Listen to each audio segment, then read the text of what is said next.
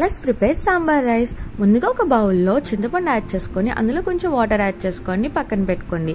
And దాని తర్వాత ఒక గ్లాస్ రైస్కి నేను హాఫ్ గ్లాస్ పప్పు తీసుకున్నాను. సో కడుక్కొని పక్కన పెట్టుకోండి. తర్వాత మీ ఇంట్లో ఉన్న సాంబార్ వెజిటేబుల్స్ అన్ని కట్ చేసి పక్కన పెట్టుకోండి. అండ్ ఇప్పుడు ఒక కుక్కర్లో తాలింపు వేసుకోండి. దానికోసం నేను ఇక్కడ వెల్లుల్లి, ఆవాలు, జీలకర్ర, ఎండుమిర్చి అండ్ కరివేపాకు యాడ్ చేస్తున్నాను. సో ఒక నిమిషం ఫ్రై చేయండి. వన్స్ అవి ఫ్రై అయిన తర్వాత ఆనియన్స్ అండ్ పచ్చిమిర్చి యాడ్ చేసుకోండి. ఒక నిమిషం టాసెట్ చేయండి, సరిపోతుంది. దాని తర్వాత కొంచెం పసుపు యాడ్ చేసుకొని ఒక 2 minutes టాసెట్ చేసుకోండి. అండ్ దాని తర్వాత మీరు తీసుకున్న వెజిటేబుల్స్లో ఒక్కొక్క వెజిటేబుల్ని అందులో డ్రాప్ చేయండి. నేను ఇక్కడ రాడిష్ అండ్ బ్రింజాల్ని యాడ్ చేస్తున్నాను. అది కూడా యాడ్ చేసుకొని బాగా మిక్స్ చేసుకోండి. అండ్ దాని తర్వాత అందులో కొంచెం సాల్ట్ యాడ్ చేసుకోండి త్వరగా మగ్గడానికి. వన్స్ సాల్ట్ యాడ్ చేసుకున్న తర్వాత పైన లిడ్ పెట్టుకొని కాసేపు మగ్గనివ్వండి. ఒక 2 minutes మగ్గనిస్తే సరిపోద్ది, ఎక్కువసేపు అవసరం లేదు. అండ్ దాని తర్వాత రిమైనింగ్ ఉన్న వెజిటేబుల్స్ కూడా యాడ్ చేసుకోండి. నేను ఇక్కడ ఆనపకాయ ముక్కలు వేసుకుంటున్నాను. సో అది కూడా వేసుకున్నాక ఒక 2 minutes కుక్ చేసుకోండి.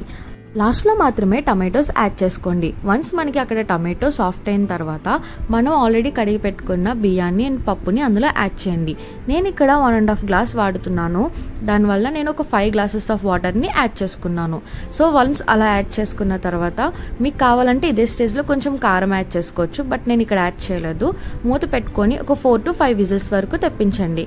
సో వన్స్ ఇలా కుక్ అయిన తర్వాత గరిటె పెట్టుకునే కదపండి. దానివల్ల మనకి ఆ టెక్స్చర్ అనేది బాగుంటుంది.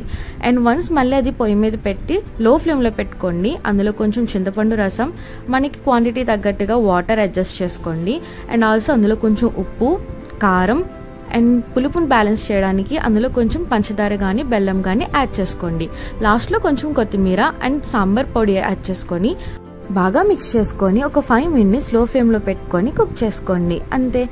మేక్ ష్యూర్ మనకి అడుగు అంటకుండా చూసుకోండి.